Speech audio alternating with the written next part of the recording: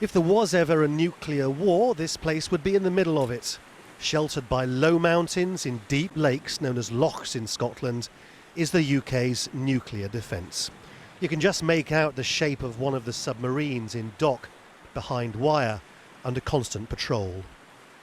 Defence of the realm is a plank of any of the main London political parties, but the peace camp near the base here says many in Scotland don't buy that story, and certainly don't want nuclear weapons on their land. The broad political consensus in Scotland, though, it has been against nuclear weapons for quite some time now, and that's reflected in the anti-nuclear stance of the pro-independence movement. That's the reason why it has come down to a yes-no vote on the question of nuclear weapons in some regards.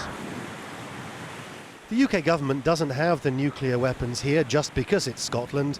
It's because the lochs are so deep that the craft can get out to sea quickly and disappear off the continental shelf. Nowhere else around the coast of the rest of the UK offers such good places to hide. The No to Independence campaign has been very keen to talk about all the problems it says an independent Scotland would face if it tried to go it alone.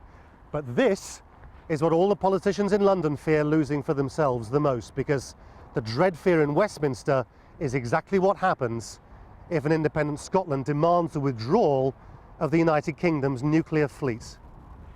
Independence then would make the future of this place a huge bargaining chip. On a day-to-day basis, the Scottish police force has to protect the naval base on Clyde from protesters. If Scotland wanted to force the UK to remove its nuclear weapons, it could simply cut off this support. It could cut off any type of support for the regulatory aspects of it. It could make sure that the Clyde is filled up with any old random fishing boat at any point. It could make the UK's life very, very, very difficult.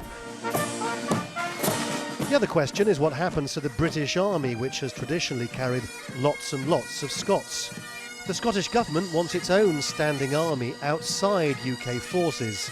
Many in the military establishment believe Scottish soldiers would far rather stay exactly where they are now. Scotland forms the backbone of the British Army.